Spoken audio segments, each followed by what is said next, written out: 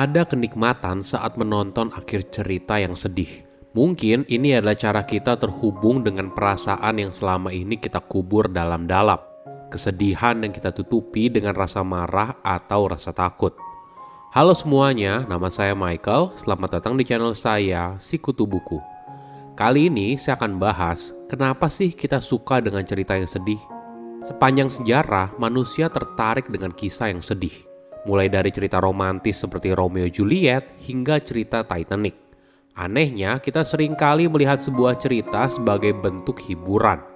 Tapi, kenapa justru kita menghabiskan waktu untuk membuat diri kita sendiri jadi sedih? Emosi yang seringkali dijauhi oleh orang lain. Para peneliti berusaha menjawab hal ini. Menariknya, beberapa penemuan menjelaskan kalau alasan seorang suka dengan cerita sedih karena orang itu jadi bisa merasakan kesedihan tanpa rasa cemas.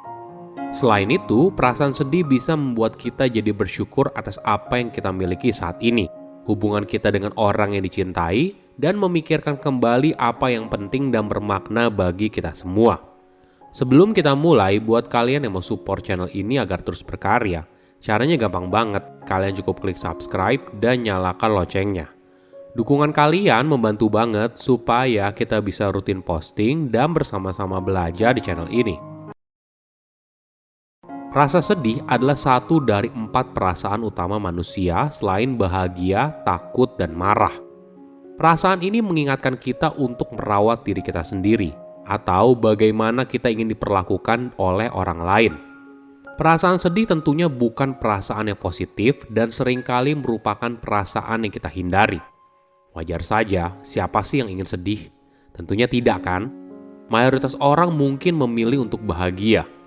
Namun, jika kamu pernah berada dalam suasana hati yang sedih, mungkin cuaca yang sedang mendung, seorang teman mengecewakan kamu, atau nilai kamu buruk saat ujian, biasanya hal ini mendorong kamu untuk menikmati sebuah cerita yang sedih. Faktanya, selama bulan-bulan tertentu seperti musim gugur dan musim dingin, melankolis adalah emosi yang umum dan akibatnya jumlah orang yang menonton film yang sedih justru meningkat. Mungkin saja ini merupakan cara kita untuk terhubung kembali dengan berbagai perasaan sulit yang selama ini kita pendam. Jadi, ketika kita berinteraksi dengan cerita sedih, pintu itu ibaratnya terbuka lebar. Kenapa hal ini terjadi? Mungkin saja karena kita terbiasa mengubur rasa sedih. Masyarakat seringkali sulit menerima kesedihan dan merasa kesulitan ketika melihat orang lain meluapkan kesedihannya.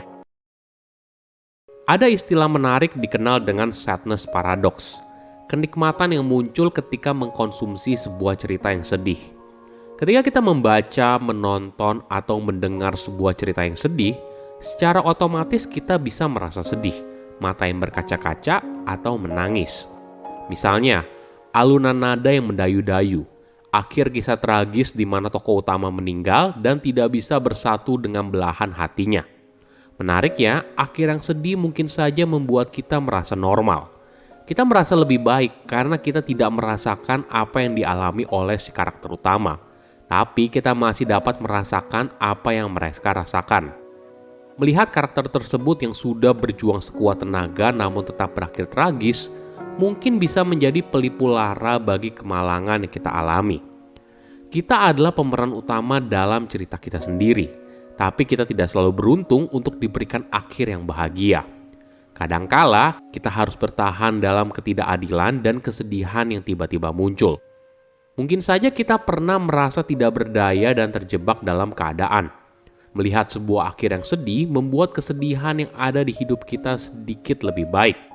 Kita tidak sendirian. Kita bukanlah tokoh jahat yang pantas berada di posisi tersebut. Kesedihan dan tragedi yang kita alami kadang bukan terjadi karena kesalahan kita. Mungkin saja karena kita sedang tidak beruntung. Akhir yang sedih mengingatkan kita kalau hidup itu sulit dan kita beruntung apabila masih memiliki kebahagiaan yang kita jalani sekarang. Di sisi lain, akhir yang bahagia kadang bisa terasa jauh. Misalnya kita menonton sebuah film. Di akhir cerita, tokoh utama dipersatukan kembali dengan orang yang dicintainya lalu mereka hidup bahagia selamanya. Waktu kita kecil, akhir cerita seperti ini mungkin terlihat begitu indah. Namun semakin kita dewasa, hidup kita penuh dengan nuansa, tidak sekedar hitam dan putih. tidak sekedar akhir bahagia dan akhir yang sedih. Mungkin saja ketika kita melihat sebuah akhir yang bahagia, kita justru merasa terhianati. Kenapa? Karena kenyataannya tidak seindah itu. Di dalam hidup mungkin saja kita berada dalam situasi di mana kita berjuang dari satu masalah ke masalah lainnya.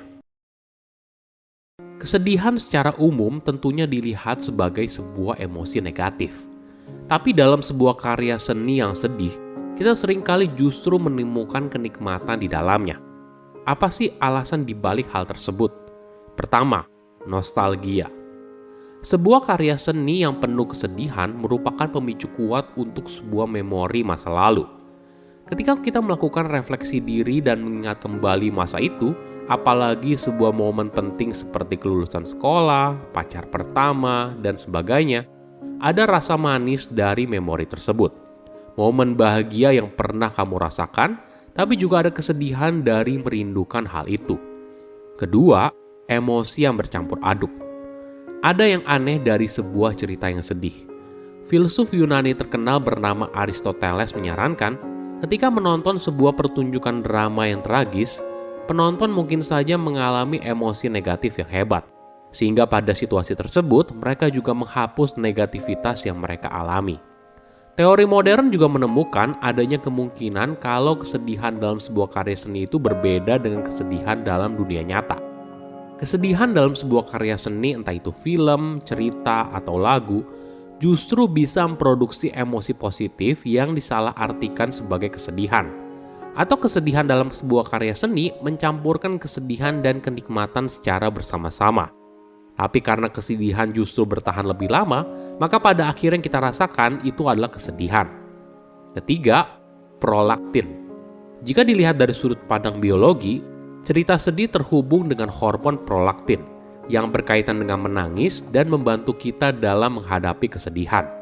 Jadi, ketika seorang berinteraksi dengan cerita sedih, maka hormon ini akan dilepaskan oleh otak.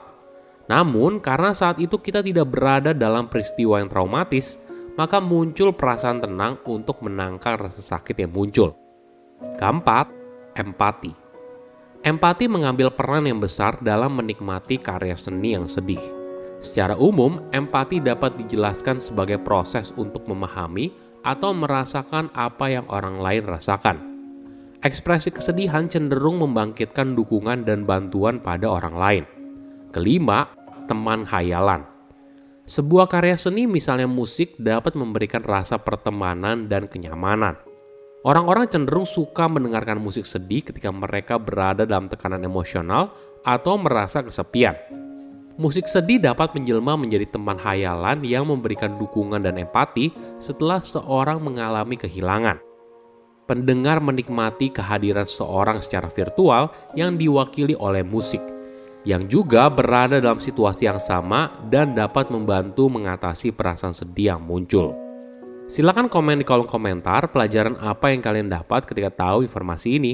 Selain itu, komen juga mau tahu informasi apa lagi yang saya review di video berikutnya. Saya undur diri, jangan lupa subscribe channel YouTube Sikutu Buku. Bye-bye.